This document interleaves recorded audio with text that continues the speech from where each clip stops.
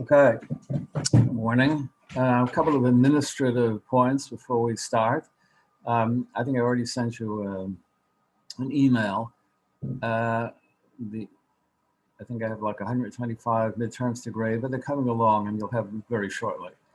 The other thing is, thanks to the technological expertise of my daughter, because when it comes to technology, not my strong suit, actually all of the lectures in this class up until and really shortly include today can be found on YouTube. Just Google my name and World War I, and if you want to listen to any of those lectures again, there they are on YouTube. Okay, so this is the schedule for the day. We're moving on to the war in the Middle East. A very, very interesting part of World War I, worthy of a course on its own. So we're going to have to be very selective. There's only so much time, and time is moving forward. And we still want to get to the next week or so to the literature, the movies, the art, and so on. So we'll just hit the high points of what happened in the Middle East during the First World War, which I might add, the consequences of which are still with us today. Just for a brief overview of things, the war in the Middle East basically corresponds in terms of time to the World War in general. The war in the Middle East begins in 1914 and it ends in 1918 with, amongst other things, the collapse of the Ottoman Empire and the Treaty of Sèvres and a few other treaties that ended the war regarding the participants in the Middle East. Who were the parties that were fighting? Very interesting. So on the Allied side, there were the Arabs who were part of the Arab Revolt. Now we're going to talk about that separately because it connects to the very, very interesting figure of T.E. Lawrence, better known as Lawrence of Arabia. And that was a revolt by certain Arab factions against the Ottoman Turks. You might ask, why? After all, aren't they on the same side of the ethnic and religious divide? No, they're not. Arabs are Arabs. That's an ethnicity. True, the Arabs involved in the revolt against Turkey are also one form or another of Islam. They're Muslims, and so are the Turks. But the Turks aren't Arabs. Arab is an ethnicity. The Turks are not Arabs, but they are Muslims for the most part.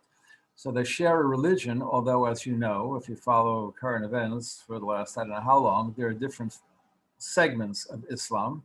They don't always get along with each other. And many of these Arab countries were under the domination of Turkey, of the Ottoman Turks, and very, very interesting, very romantic, very powerful, dramatic story of how this revolt took place and the singular figure of T.E. Lawrence, who's a legend, like a myth. We'll talk more about that later on. So on the Allied side, these Arabs who were part of the Arab revolt, we have the Armenian units. Now, Armenia was part of the Ottoman Empire, but Armenians are predominantly Christians and therefore suffered persecution at the hands of the Ottoman Turks. And so they obviously sent units to fight against the Turks and the other Central Powers. But, and this is a major part of the war in the Middle East, it was a horrible massacre. It was a genocide against the Armenians during World War I, carried out by the Ottoman Turks, in which a couple of million Armenians were slaughtered, men, women, and children. We're going to talk about that separately because it was the first major genocide of the 20th century, and it was the model for the second big genocide of the 20th century in World War II, the Holocaust. So we'll speak about the Armenian genocide separately. Okay, so there were Armenians involved helping out the Allies. Other allies included the French and the soldiers from their different colonies, mostly in Africa. The British, right, they had colonial fighters with them. Oh, the huge empire. But the British were helped by Greeks because of a conflict between Greece and Turkey, by Assyrians who wanted their independence, and Jewish units that helped the British in what was then Palestine. Why? Same reason. They wanted their independence. By the way, the documentary we're going to see towards the end of today's class highlights the whole issue of nationalism in connection with the Middle Eastern part of the war. But remember, nationalism was started the whole thing to begin with in the Balkans. So the Jews who were always resided in that part of the world, and was then Palestine, was part of the Ottoman Empire. They wanted their independence. We'll talk about some of the interesting figures in that regard. So they set up what was known as the Zion Mule Corps.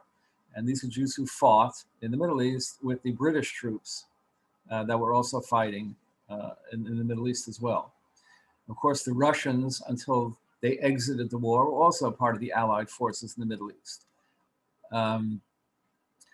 The Russians had their agenda. They basically wanted to regain territory that they lost in the Russo-Turkish War of 1878 or whatever it was. Then on the other side were the Central Powers. The Turks, right, the Ottoman Empire, the Turks joined with the Germans in World War I. The Kurds, they were a separate entity, a separate group. Turkmenans, Circassians, Iranians, some Arabs. These are all small demographic groups that were part of the Ottoman Empire and fought with the Ottoman Turks. Of course, I should have also added the Germans to the obvious partners of the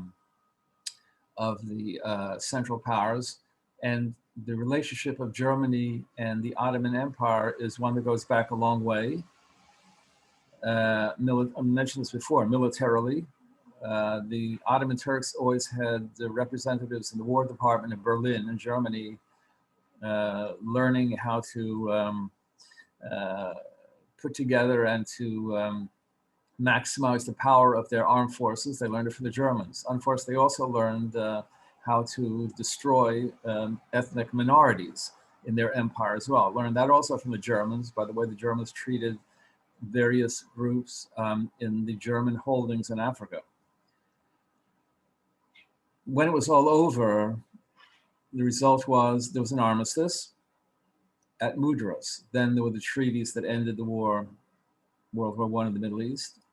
The Ottoman Empire collapsed. There was no longer an Ottoman Empire. And that led to the foundation of new states, new nations in the Middle East that were part of the Ottoman Empire, but under the control of, there were colonies of the Ottoman Empire. And now they asserted their rights to independence and sovereignty. Most notable, I guess, really of all is, of course, the Zionist claim to Palestine, which didn't happen right away at the end of World War I. World War I ended 1918. Israel became a state 1948, 30 years. But we'll talk about what happened in the interim. There was an interesting arrangement that was cobbled together by the British. We're also going to talk about the Sykes-Picot Agreement. The Sykes-Picot Agreement was a secret agreement that also included the Russians until the Russians exited the war. And Sykes was a British diplomat and Picot was a French diplomat. And basically, they decided before the war was even over that they're going to take care of the Ottoman Empire. It's going to collapse. It was already collapsing. And they decided how they were going to divide up the Middle East once the war was over, based on strategic locations and oil fields and so on, which is one of the reasons there's an abiding hatred in the Arab world for the Western powers. The Arab Revolt, as I said, was headed by this guy, T.E. Lawrence, really amazing figure. The Arab Revolt led to Arab participation in the fighting in the Middle East, in the Arabian Peninsula, and then in Palestine. And as I mentioned, the Armenian genocide was the brutal attempt by the Ottoman Turks to destroy basically the Armenian Republic, which was predominantly Christian. And we'll talk about that separately. So the war in the Middle East was a very dramatic segment of World War I altogether. And the consequences of that war are still with us today. We'll speak about it at the end. Obviously, what happened with respect to the different parties and the way they were treated during World War I in the Middle East, and the subsequent emergence of new nations and so on in the Middle East, all these things led to ongoing political issues, religious issues, and so on, that, as I said, still are with us today to a great degree. In fact, you don't hear much anymore about the attempts to reestablish the caliphate in the Middle East. ISIS, remember ISIS? Apparently we defeated them. But what was the whole motivation of ISIS? They wanted to reestablish what was the Ottoman Empire in the Middle East. They wanted to reestablish it and have that whole part of the world then under the control of Islam and as a caliphate, as a theocracy, as a religious state.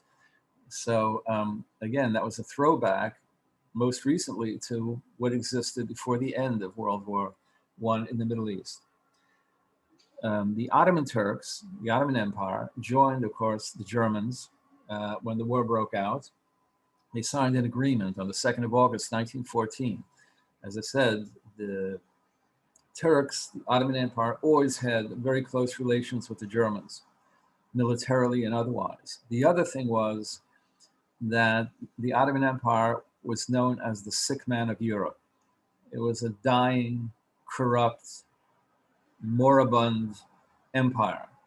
Once upon a time, in the Middle Ages, the Ottoman Empire was a very powerful and a very widespread empire. In fact, it not only encompassed all of the Middle East, but it actually extended all the way to the gates of Vienna in Europe. It was a huge empire with incredible power. And over time, it just, because of the internal corruption of the regime, it kept losing territory. And there were all kinds of attempts to overthrow the regime because of the inner, rot of the regime. And so when World War I broke out, the Ottoman Turks realized that they're on their last leg, and their best hope is to join the Germans and regain a lot of what they lost, because the betting was on the Germans winning the war, World War I. They were the dominant military force, so the Ottoman Turks figured they're going to throw their, their fate to the side of the Germans and be able then to reemerge. Of course, it didn't happen. And with the defeat of Germany and the Central Powers and the Ottoman Turks, that was the end of Ottoman Turkey. And what came out of it, interestingly, I sort of mentioned this in passing in connection with something else we saw. One of the, it had to do with the Battle of Gallipoli, one of the important battles in the Middle East. And that was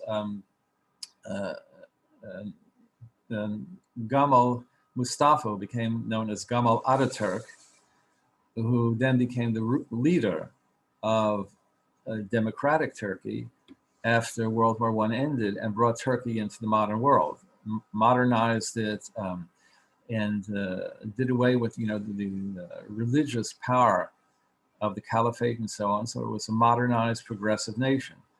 Now it seems to be turning back in the other direction to a certain degree under Erdogan, who seems to be aligning himself with the more extremist forces in the Middle East. But at least when World War I ended, there was a hopeful sign that Turkey would sort of join the modern world, and it did. It was a member of NATO, it was aligned with the West, but that all came about because of the collapse and destruction of the Ottoman Empire.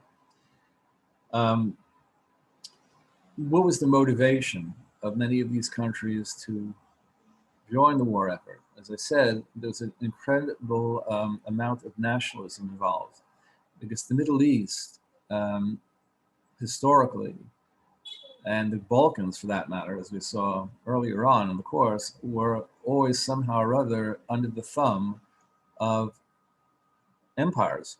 The Balkan states way back were actually part of the Ottoman Empire. Then they became in part included in the Austro-Hungarian Empire. And the lands of the Middle East itself were all virtually part of Ottoman Turkey, or the Ottoman Empire. And the motivation for independence was so great that it basically led to World War I. I mean, the assassination of the Archduke way back when, remember, in June of 1914, was a result of the desire of the last remaining countries in the Balkan states of Europe to free themselves of the control of Austria-Hungary and have their own independence. So independence was a general movement that had traveled through time. And now in the Middle East, there was a clamor for self-determination and sovereignty and independence. And that motivated many of the decisions regarding whether to join or not join one side or the other, because some the Turks assumed that the Germans would help them regain their lost territories, the ones they lost to the Russians.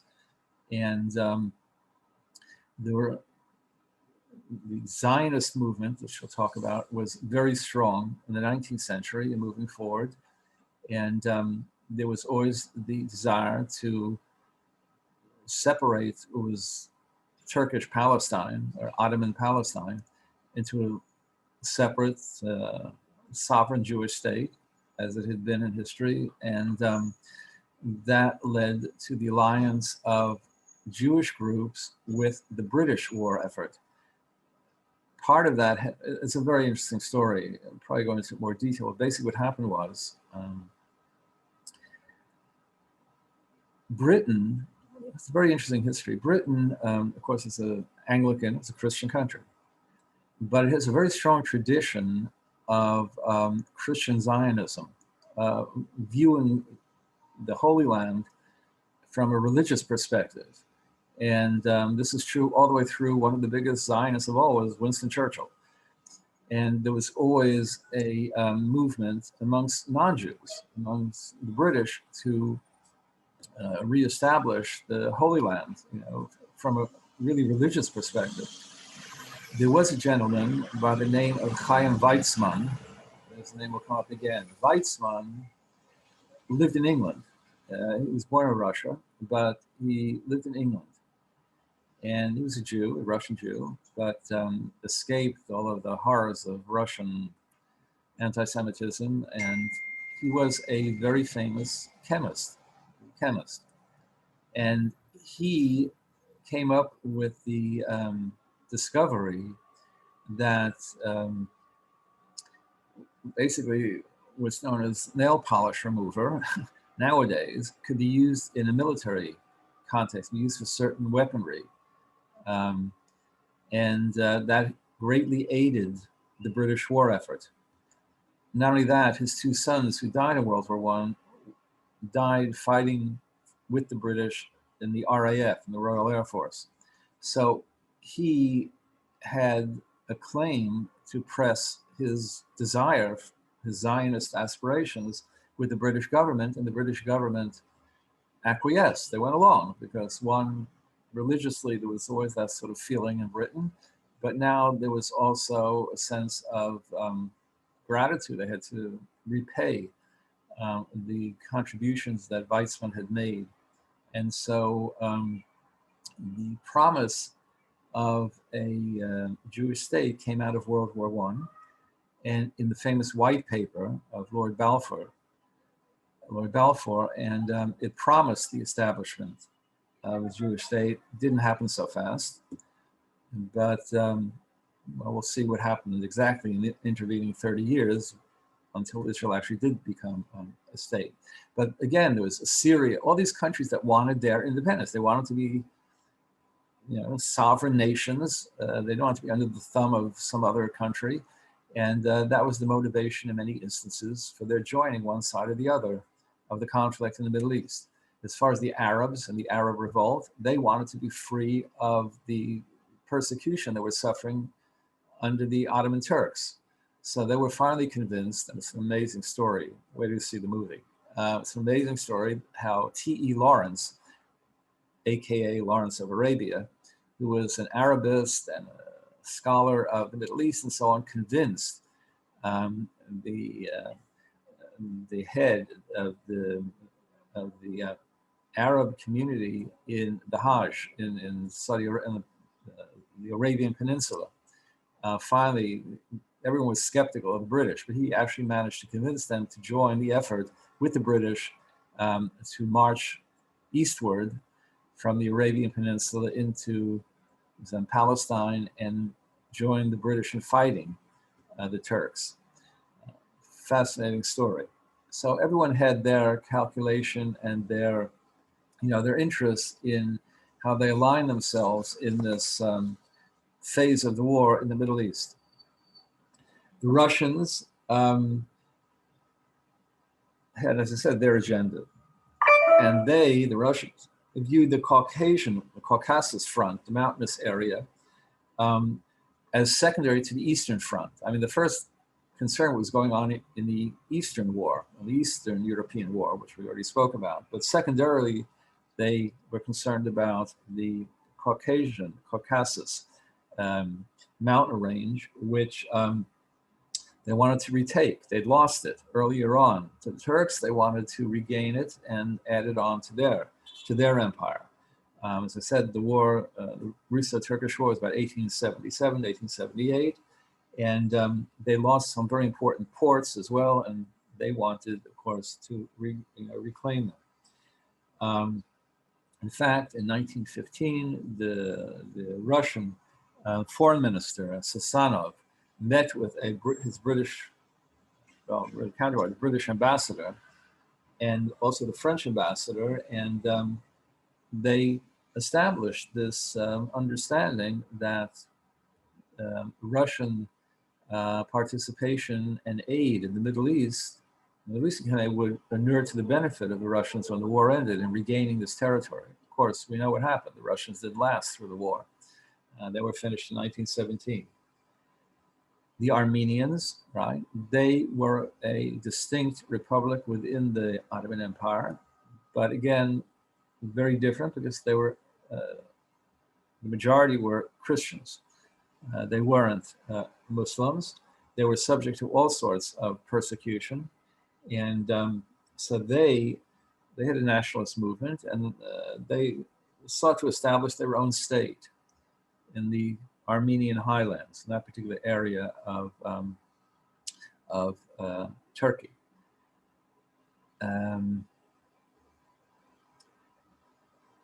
The Armenian, well, we'll talk about it separately, but what happened with the Armenians is one unending tragedy, because not only were they massacred in the most brutal and underhanded ways, the Turks were never held liable. What happened was, in the years after World War I, when the League of Nations had its brief appearance, there were attempts, to call the Turks for what, atrocities they committed. There were all kinds of motions made in the United Nations over the years to establish Turkish responsibility and guilt for what happened, and each time was defeated. Why? Because the Turks claimed, we didn't do this. Turkey only emerged as a nation a number of years after actually 1923, a number of years after the First World War ended. So we're not the Ottoman Turks. The Ottoman Turks don't exist, right? They're gone. We are the Republic of Turkey that emerged after World War I, so therefore we're not responsible. It's absurd. I mean, it's the same country, minus some areas around it. It's the same country, but it's, I guess, a linguistic loophole, or saying, look, we're not the empire. The empire is gone. It reminds one of what happened at the end of World War II, when Germany was divided up And East Germany, of course, was under communist control, the Russian control, the communist, and the West was under the control of the United States, France, and Britain before it sort of established its own independence. And those occupying forces left. But until the end of Eastern Communist Germany, which was 1989, the East Germans said, we're not responsible for the atrocities committed during World War II because we're a communist country. That was a Nazi, fascist country. It was the same country until the day after the war ended. But again, the same argument, we're a communist nation, we're not Nazis. Yeah, the day after the war ended, suddenly you were against your will, communists or whatever. But same thing here. So Turkey forever got away with being really charged with the massacre of Armenians that they perpetrated during the war. Until now, with the coronavirus and the inability to travel, I'm usually in Israel at least once or twice a year. And if you walk through the old part, the old city of Jerusalem, is the Armenian quarter. The Armenian Archbishop, an exact title. It's not Archbishop, but he's the head of the Armenian Church in Jerusalem. And if you walk through that area, there are huge posters. I've taken pictures along the way. Again, pressing the issue, saying, look, the Turks ever going to be held responsible for what they did, World War I, right? And these Armenian Christians are obviously descendants of the victims of World War I, and they're clamoring for justice, and they're not getting it. But we'll talk about that more specifically when we get to the Armenian genocide. So that was the motivation of the Armenians. Then there were the Kurds, and they were a separate nation, but they were bound. They were bound to Turkey, to the Ottoman Empire. So the Ottomans were a very important, or at least that area was a very important part of the calculus for the strategy of World War I. Why? Because we spoke about the big battle, which was Gallipoli, right? That was part of the Middle Eastern campaign. And that was important because it affected the ability for Russians, they're the Allies, right? For the Russians to have their vessels, their seagoing vessels, pass through the straits into warm water, into the Mediterranean. And because most of the ports in Russia were cold water ports and they froze in the winter. So the idea was, the British thought and Churchill thought, was to take care of the Ottoman Turks early on and free up this area for Russian ships. This would also aid the Allies on the Western Front because they wouldn't have to concentrate against the Ottoman Turks on the Eastern Front. But of course, as we know, it didn't work out at all. It was a disaster for the British and one of the few really big victories for the Ottoman Turks. But again, very important strategic area and a major area of concentration and focus for the Western powers. How much so? Well, there was earlier on in the previous century, the Kaiser, German emperor, decided that he wanted to have access to the Middle East, important place, strategically, logistically, and so on. And he then came up with the idea of building the Berlin to Baghdad railroad with the intent of having German influence and German presence in the Middle East. There's also a very interesting picture of Kaiser Wilhelm II, the German emperor, on his visit to the Middle East when he visited Palestine. He visited Jerusalem, and he announced the German intent to support the establishment of a Jewish state. It was then Ottoman Palestine. Why? Because, interesting, the Germans wanted to make sure that they had the support of German Jews and others in the war effort in World War I, because they would obviously support the Germans if the Germans express the desire to help them out, founding founding a homeland. Of course, the British did the same thing, and which is interesting is that really had an influence on British Jews who were very happily engaged on the side of the British forces and with the promise of establishing a homeland. German Jews were so German and so patriotic and so tied to Germany that it was, for most of them, not even an issue. There were exceptions, but for the most part, the mere fact that Germany was the fatherland was sufficient to support the Germans. But the Germans thought maybe this would be an incentive to gain support amongst Jewish groups as well. So it's kind of a chess piece, a pawn that both sides used and tried to manipulate. But the importance for Germany of access to the Middle East can't be underestimated, especially since it's another issue that is important in this context. The British had the Suez Canal. Suez Canal, of course, connects Egypt with, that leads into the Red Sea and then further across, right?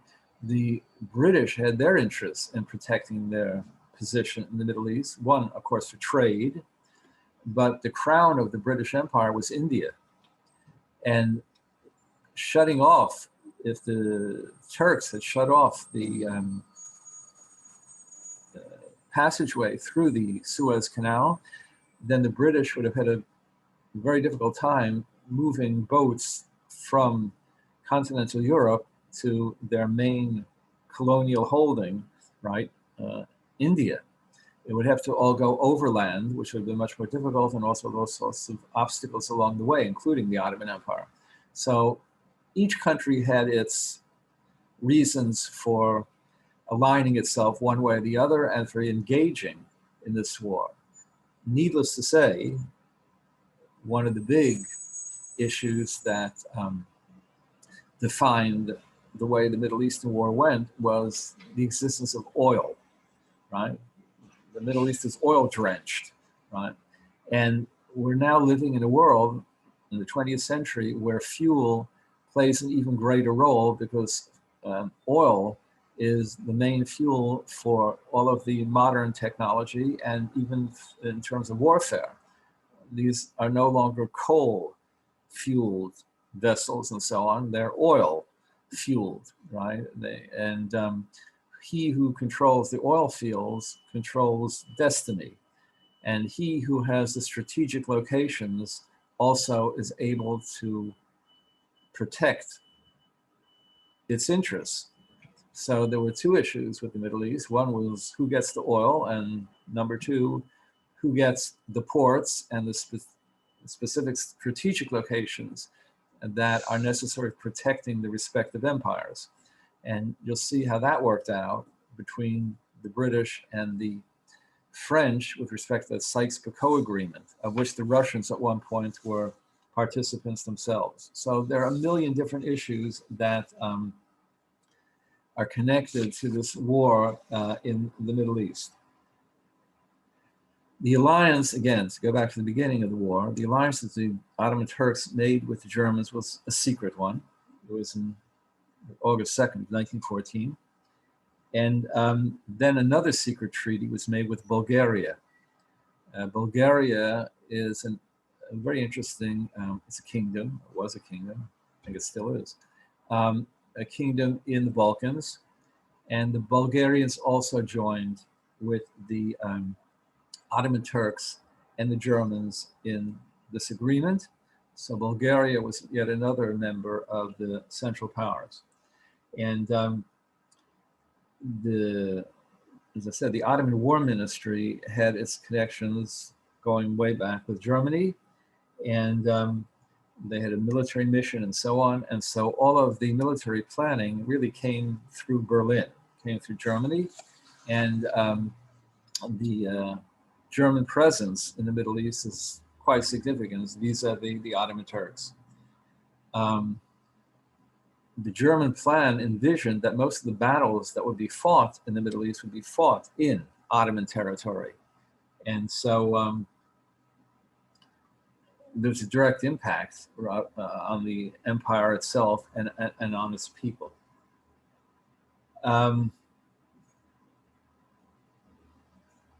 What was the Sykes-Picot Agreement? I think it's worth looking at that also, because it really kind of describes what the underlying motives and what the calculations were with respect to the aftermath of the war. Things actually did turn out basically the way the British and French envisioned it. As I said, originally the Russians were part of this, but they didn't last long enough. In fact, it's because, well, you'll see it's because of the Russians spilling the beans, so as to speak, that the world became aware of what was determined with respect to the Ottoman lands, and again, the resulting hatred of specifically France and Britain. So this agreement, also known as the Asia Minor Agreement, was a secret agreement, as I said, between the UK, United Kingdom, and France, and at one time also the Russians. And what it did was to envision a division of the Middle East after World War I ended. It divided basically Arab provinces of the Ottoman Empire outside of the Arabian Peninsula. In other words, this is just Asia Minor, as it's called. This is the Near East, and it includes basically everything from the Mediterranean border of the Middle East eastward, including Iraq and Syria and so on, and moving northward as well. So basically, a guy by the name of Georges Picot, who was a French diplomat, Francois Georges Picot, and the equivalent, I guess the British equivalent, Mark Sykes, and at one point the Tsarist government, while it was still around, had agreed that following the collapse of the Ottoman Empire, these countries would divide up the spoils of what was the Turkish Empire. So basically, the British got what? They got an area, a coastal strip between the Mediterranean Sea and the Jordan River, part of southern Iraq, a small area including the ports of Haifa and Accra, which are on the coast of modern-day Israel, very important port cities. And Accra is a very interesting ancient port, by the way. And then the French would get control of southern or southeastern Turkey, northern Iraq, Syria, and Lebanon. Russia, had they stayed in, would have gotten Istanbul, Constantinople, capital of Turkey, and the Turkish Straits, which was the bone of contention during the Gallipoli episode. They would also get the Ottoman Armenian areas as well. So that was the plan. Plan became unmasked, became public knowledge at some point, no longer a secret. And then, of course, the abiding hatred for the Western European countries emerged and lingered throughout subsequent history, the history between these areas. Okay, what I want to now is actually, I was going to go on to the issue of Palestine and so on, but maybe we'll save that for the next time, because I want you to see this documentary, which gives a broad overview of the Middle East phase of the war, and then we'll come back to this on Thursday when we meet again.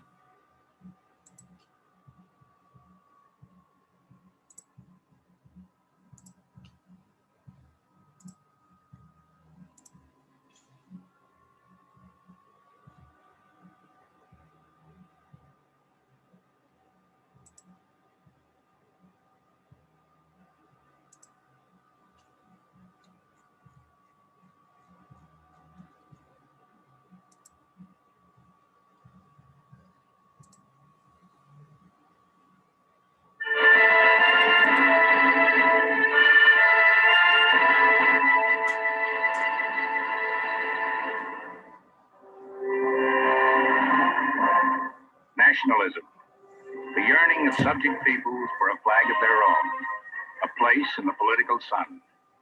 It is the enemy of old empires, the moving spirit of new ones, animating Germany, inspiring a Slav assassin at Sarajevo. The havoc that follows, the havoc of World War I, lights up the distant visions of nationalist leaders.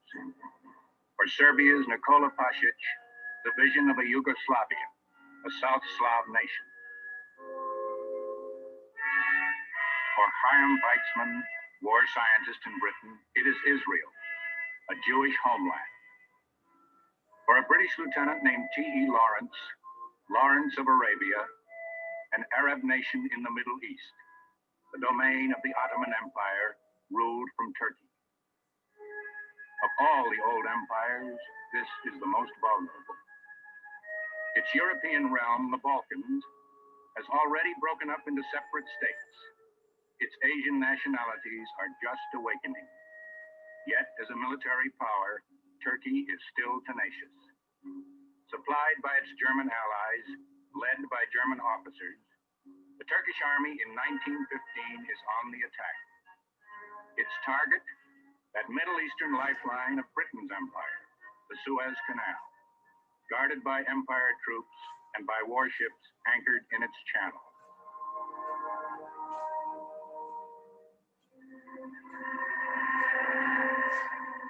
On February 2nd, 1915, a Turkish force of 20,000 emerges from the cover of a sandstorm and flings itself against the canal's defenses.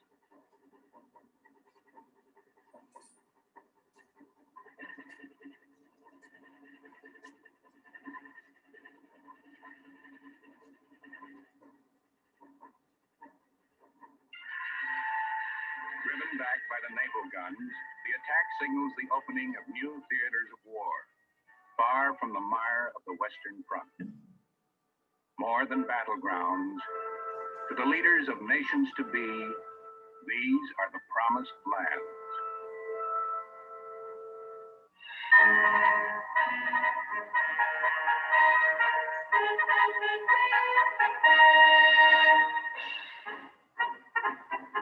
In the autumn of 1915, German strategy turns away from the deadlocked Western Front and faces south for a massive new campaign. German strength in men, in guns, is added to a mediocre Austrian force. A former neutral, Bulgaria, is recruited to their cause. The bloc of Central Powers is now complete and on the move. Three nations deploying to help a fourth, Turkey.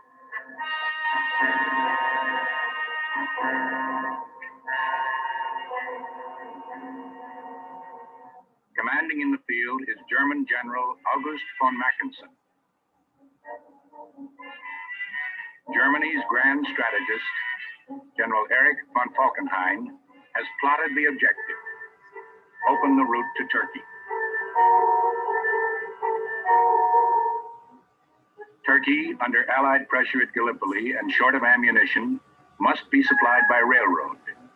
Berlin to Constantinople, by way of the Balkans.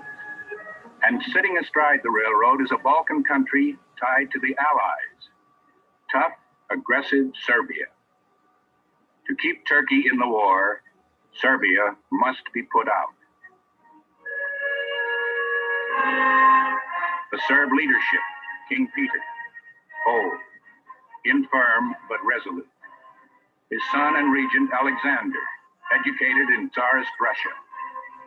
Their aged premier Pasic, who willed and planned a war of Slav against Shvaba, Serb against hated Austria. The challenge has been answered by the Austrian Empire. Invasion, twice repelled in 1914, now threatens Serbia again.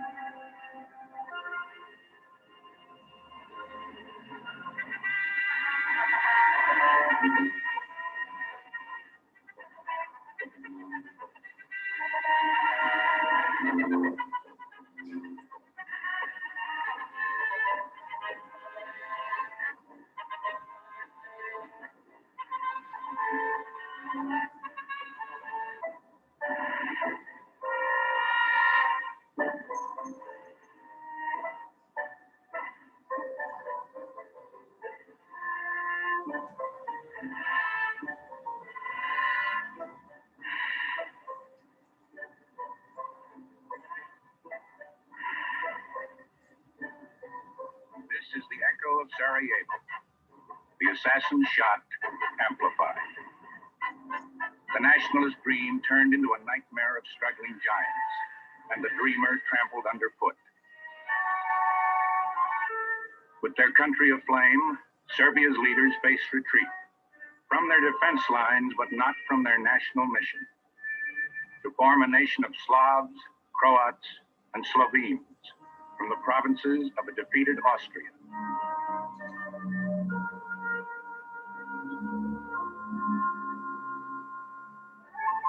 Austria now preparing to advance with its allies across the Serb river barrier, the Sava, the Morava, the Danube. Serbia, says the Austrian High Command, is a viper to be crushed.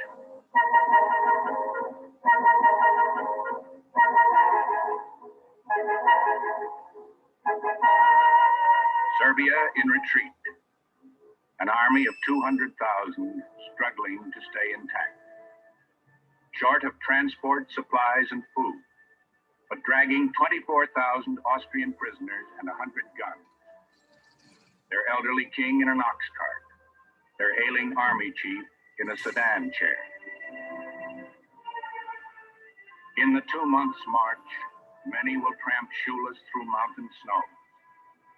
Horses will be eaten, sometimes raw. Villagers will join the columns rather than risk the atrocities of the Bulgars, the Serbs' Balkan rival. It is one of the epic tragedies of a tragic war. Another Belgium, a country defeated, occupied but unconquered. An American medical volunteer with them writes, "The most stoical fighting body became the ghost of a nation."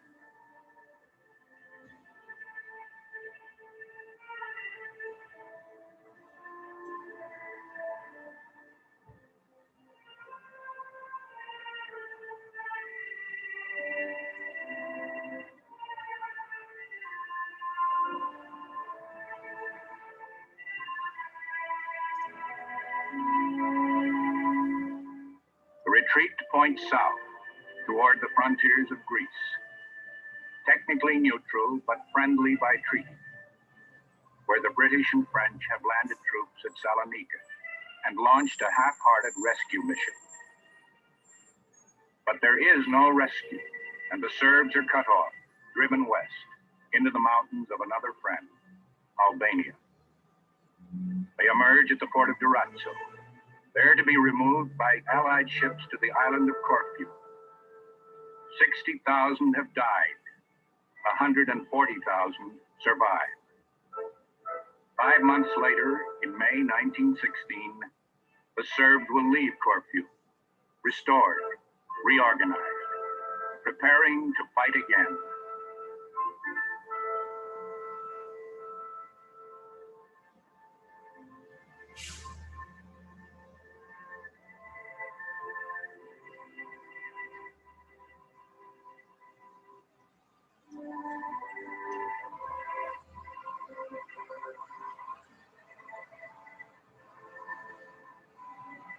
They head for Salonika, and this time they make it by sea. Salonika, by now, is an Allied harbor. The abortive rescue mission has swelled to a full-scale investment. Evacuees from Gallipoli, reinforcements from bases in the Middle East and from home. The arrival of the Serbs raises the Allied force to 285,000. It is half guest, half hostage of a Greek government afraid of compromising its neutrality.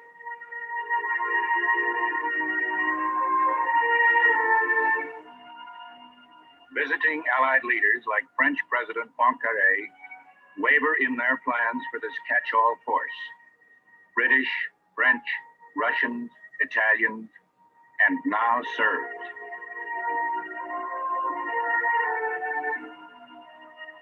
Salonika becomes a vast internment camp, a front without a strategy. It is the Serbs, finally, that will supply it with a purpose: to cross the mountain border to their homeland and create their Yugoslavia. It will take 2 more years of waiting, while the war moves on to other fronts, other promised lands.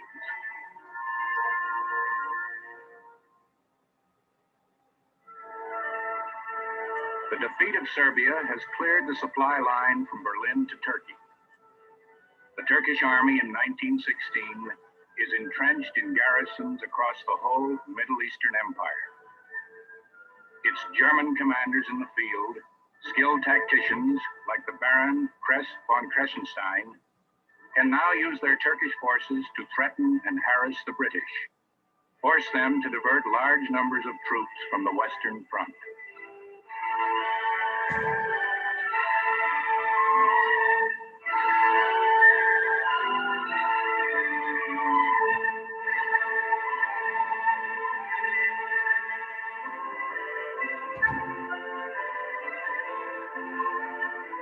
To forestall the Turkish threat, the British in the spring of 1916 move out to establish a new defense line beyond striking range of the Suez Canal. A vast armed exodus from Egypt east into Sinai.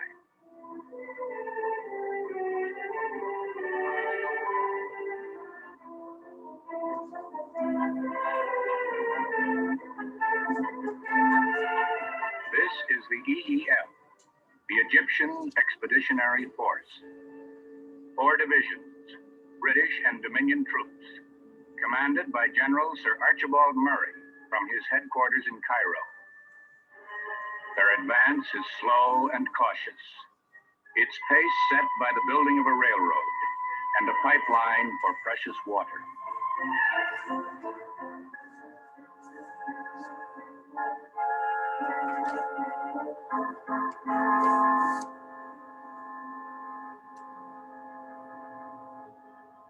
As the British advance, their plans grow more ambitious.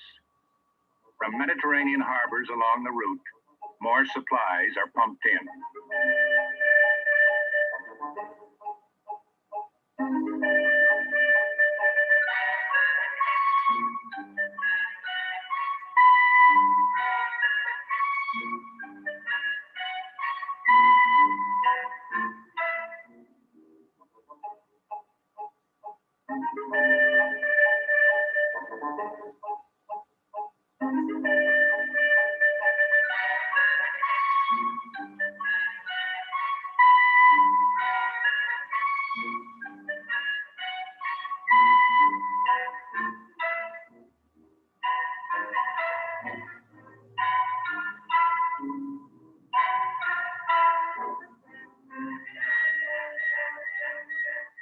It is the build-up for an offensive. The British War Office in London, frustrated on the Western Front, desperate for a victory, changes Murray's orders from defense to attack.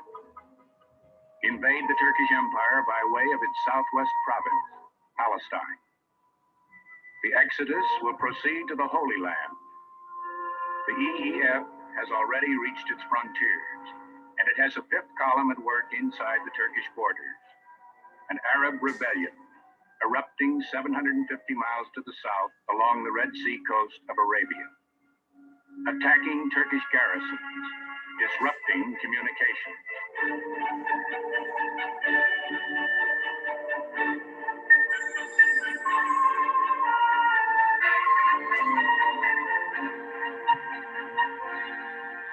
Stirrings of Arab nationalism rallying around a rebel sheikh named Hussein. One of his sons, Prince Faisal, becomes the chosen instrument of the British, chosen by a young liaison officer from the EEF headquarters in Cairo, named Thomas Edward Lawrence. Lawrence of Arabia, a small man, 5 feet 5, impish and somewhat effete, shipped out of Cairo as an expert on Arab affairs and a nuisance, full of unwanted advice on prose style for staff reports and strategy for the war. A confessed exhibitionist, persistently out of uniform, a practice he indulges to the hilt when assigned to Arabia. In his own words, part charlatan, part genuine performer. He is all good copy to a young American correspondent named Lowell Thomas, who has come over from the Western Front in search of more glamorous material. Lawrence is 19th century romance in a 20th century war.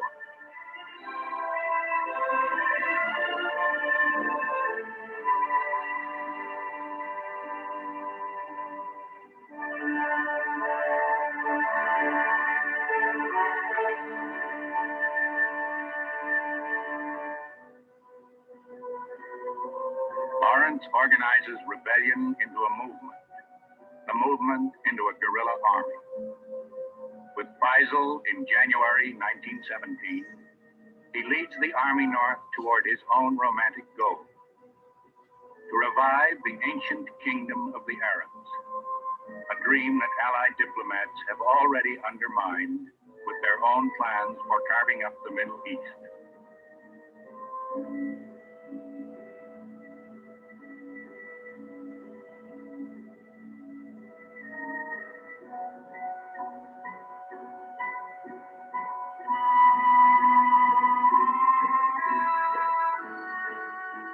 North along the Red Sea coast, recruiting new tribes with British gold.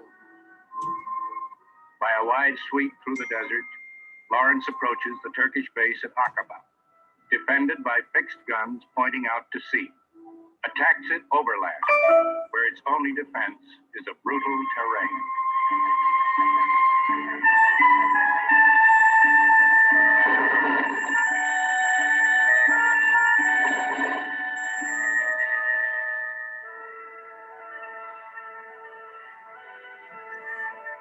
With the surrender of the Turkish garrison at Aqaba, Lawrence secures a new base for the British and brings his Arab force into position alongside the EEF for a joint advance into Palestine. The key objective, Jerusalem, the promised city of crusaders and pilgrims, and now of a scattered Jewish nation. By 1917, the Jewish community in Palestine numbers more than 50,000. One-third of them pre-war refugees from Tsarist pogroms, now settled in 40 farm colonies.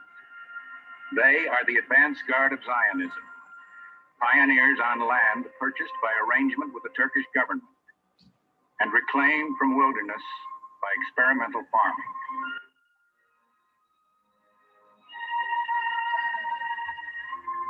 The Zionist movement appeals to the sympathy and self-interest of major powers, German and Allied. Its influential spokesmen include Louis D. Brandeis, lately appointed to the United States Supreme Court by President Woodrow Wilson. In England, Russian refugee Chaim Weizmann, who developed a new explosive for the British and is a friend of Lloyd George. Lionel Walter Rothschild, British naturalist and philanthropist. In a letter to Lord Rothschild on November 2nd, 1917, Foreign Secretary Arthur Balfour expresses his government's formal, though vaguely worded commitment to the Zionist idea. The Balfour Declaration is timed to coincide with the British drive on Jerusalem.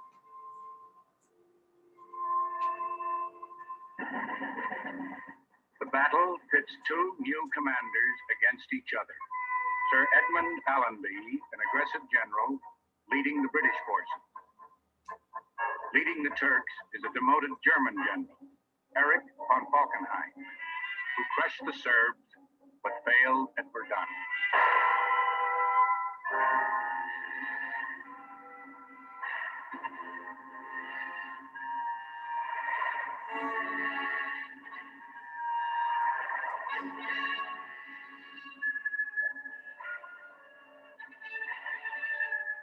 In this dry country, a correspondent writes, the battle amounted to a fight for water.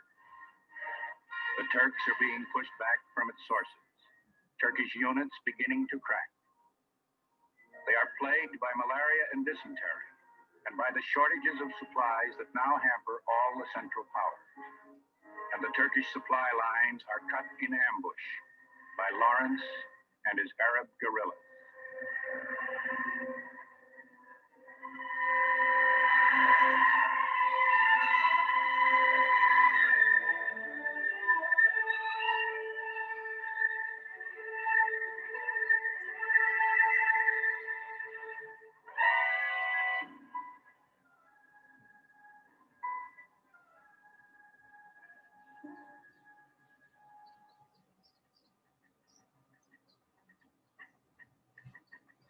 Shifting the direction of attack, keeping the enemy off balance, Allenby sends his cavalry into the hills of Judea en route to Jerusalem. The Turks fight to stave off encirclement, but Prime Minister Lloyd George has told Allenby he wants the Holy City by Christmas. He will have it, with 2 weeks to spare.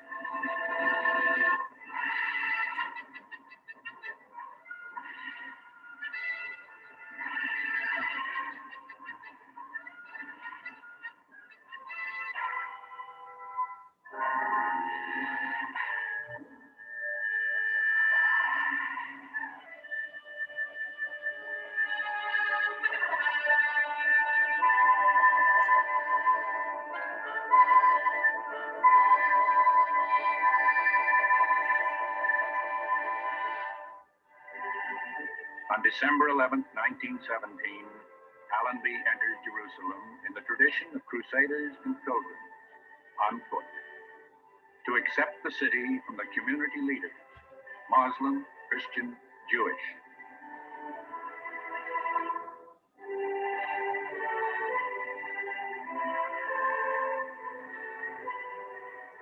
Two nations are replanted in Palestine. In April 1918, Chaim Weizmann arrives in Jerusalem with a Zionist delegation, eager to begin the reconstruction of a Jewish state.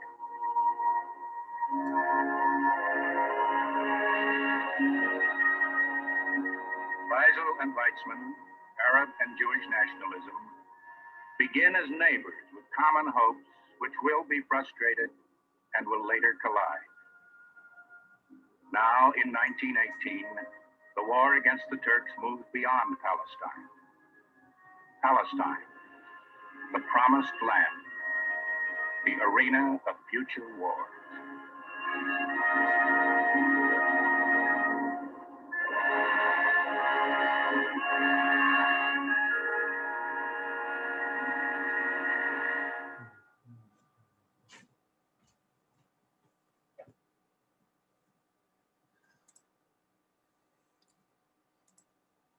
Okay, so I have a really good overview of what transpired.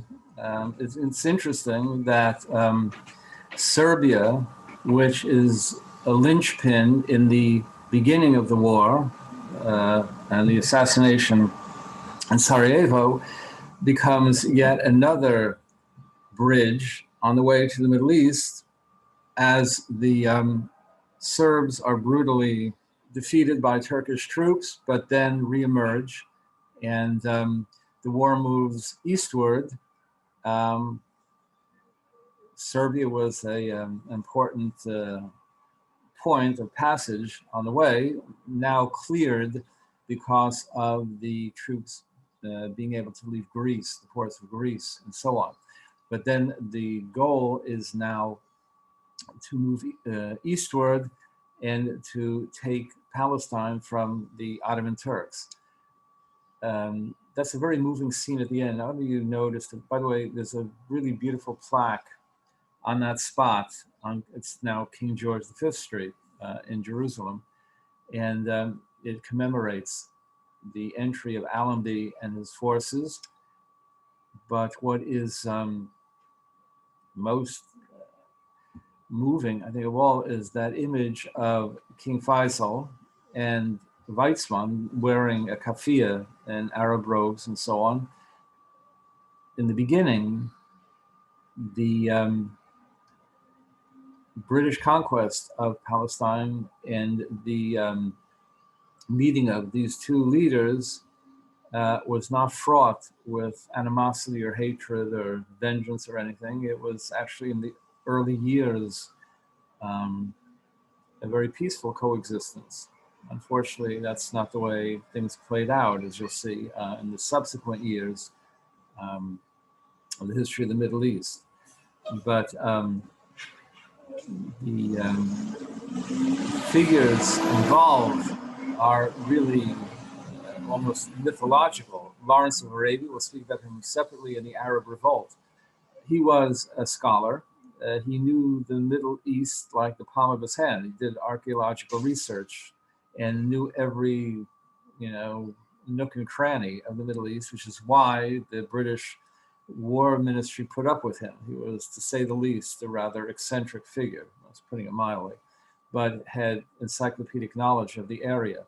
He also was conversant, he spoke Arabic, and conversant with the Quran and so on, which allowed him to form an alliance with Faisal, the Sharif. By the way, our word sheriff comes from the Arab Sharif, the leader, and then fomented the Arab revolt against the Ottoman Turks, which was an internal kind of a revolt, and allowed him to lead these troops eastward to help out the British campaign in Palestine. It's absolutely phenomenal story. The movie that you're going to see is incredible. It won, I don't know how many Academy Awards, but the cinematography, the landscape, and everything, it's incredible.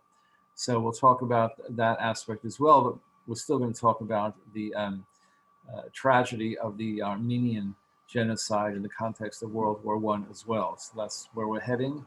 And then we will wrap up the historical aspect of the course with the end of World War I, the Treaty of Versailles and the Conference of Versailles, which basically planted the seeds for further conflicts that basically ended up in World War II to a great extent. And the 14 points of President Wilson to try and avoid future wars. And that will end that segment. And then we're going to go on to literature and movies. Actually, they'll tie together because a couple of things we're going to be reading, longer works, Farewell to Arms and so on, All Quiet on the Western Front. We're going to see the movie version as well. So that's the direction in which things are heading. Again, all of the lectures up to now have been posted on YouTube. If you go to my name, World War I, you can see them again on YouTube. And we'll do the same for all the subsequent lectures till the end. I'll have your midterm grades possibly by Thursday. Like I said, 125 midterms to grade, but I'll get through them. And if you have any questions about anything from today's lecture, I went very quickly, but we'll sort of summarize some of the high points, and we're not finished. It'll all come together, I hope, and I hope this documentary also puts some kind of a context into this aspect of the war in the Middle East. We left off in the middle of the Sykes-Picot Agreement. We'll go back to that, and then the British Zionist discussions that led to the Balfour, known as the Balfour Declaration, the Balfour White Paper in 1917, which established the, it's an interesting document. It indicated the government's sympathy for the establishment of a Jewish homeland in Palestine. It was not all that specific, really, when you come down to it. But it was the document that certainly led to the expectations of the fulfillment of the Zionist factions and so on. Didn't quite work out exactly as anticipated because of the interim period where the British didn't basically follow through. Instead, they established a mandate over Palestine. We'll talk about that, what that's all about. But also the Sykes-Picot Agreement and the dividing up of the Middle East also has to be discussed in a bit more detail, and where that led to, and the issues that emerged with respect to that secret agreement. So that's basically where we're going the next time. And then, as I said, we'll move forward towards the end of the war and on to the cultural aspects.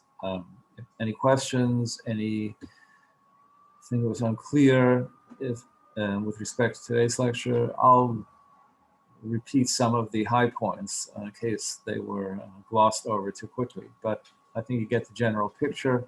And very romantic war in the Middle East, as was pointed out, especially in the figure of Lawrence of Arabia. It's like something out of 19th century romantic novels or something. But we'll hear more about him and see more about him moving forward. So take care. See you all Thursday, 11 o'clock, same time, same place. Be well.